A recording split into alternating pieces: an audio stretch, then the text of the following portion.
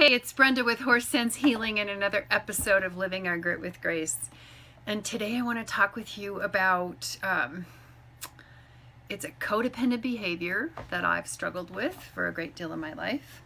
But it's one about putting the value of others in front of our own, to where it's about approval. Being approved by others becomes so important. So as helpers and healers and caregivers and nurturers, we're kind, loving people, and we want everybody to be happy. And that can be a trap. We want people to like us. We want people to love us. And one of the things that hurt the most, or is the scariest, that brings up a lot of fear, is rejection. Somebody doesn't like us. They're mad at us. And it can bring us to a place of fear that we're going to be rejected. We're not loved. We're not liked. We may lose them. And it brings up a panic, even shame.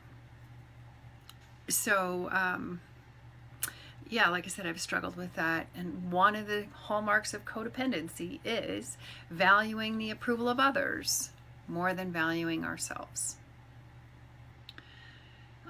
Yeah, so I recently, in the last few days, have been bumping into this really feeling out of sorts, like a sickening feeling come over me, a panic almost, stressed.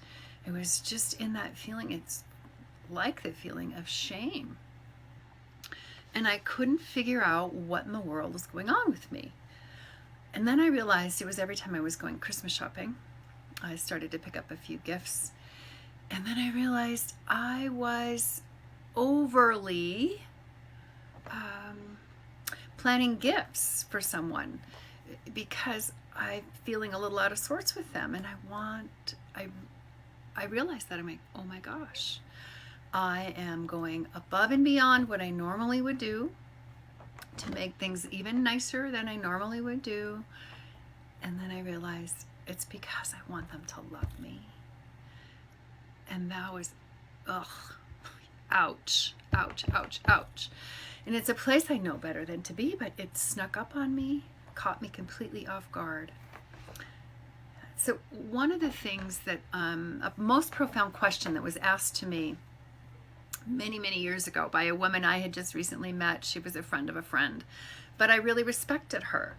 She was very independent, very confident, and I was speaking with her on the phone one time, and we were talking about my farrier who wasn't calling me back, and wasn't calling me back, and wasn't calling me back, and it was weeks. And I was really starting to worry about the condition of my horse's feet. And she asked me this question: why are you letting him disrespect you? And I went, wow. Yeah, so where does this show up in your life? How do you teach others to respect you? A lot of times we might be afraid to do that. So, my experience, other people like me get stuck in this place and really don't know that they're in it. You might be stuck. Maybe you had a conflict or an argument with your teenager this morning or at some point. And find yourself, even though you're the parent and you're the adult and you were doing responsible parenting, and they're mad at you, and that some part of you is craving, oh my gosh, they're mad at me. I have to fix it. You have to fix it.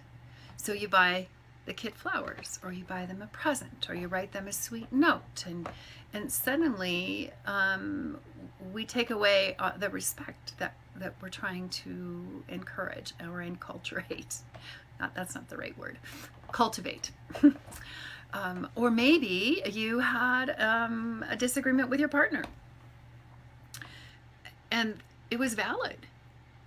You know, it doesn't matter who was right or wrong, or your neighbor, or a parent, or a sibling, or a friend, whatever, but they're not responding to you, and you want to pursue, and you want to fix it, and you want to make it better, and the bottom line is you want them to like you. It's scary for us. It feels unsafe for us that we might lose someone, and it's really skewed and out of whack for sure, but it's not even valid. A lot of times people just need some space. A lot of times we need to learn how to teach people to respect us, and we need to learn what it takes and what we need to respect ourselves. And that can be a journey. So learning how to step back, take a breath, stand in your own worthiness and your own value is a journey, especially if we get caught up in codependent behaviors. And there can be change. We can change that story. You can change that story. We can allow others to have their feelings, and we can allow ourselves to have our own. And trust that we are not being rejected. Like, there's some rules that we can play with too, if that's a big scary thing for you. A lot of people it is. So my horses and I love to assist you on that journey of changing stories of things that no longer serve you to stories of confidence and courage and self-reliance, stories of joy. Would love to talk with you. You can see my contact information on the text above the screen. Have a wonderful day, and here's to living your stories of grit with grace.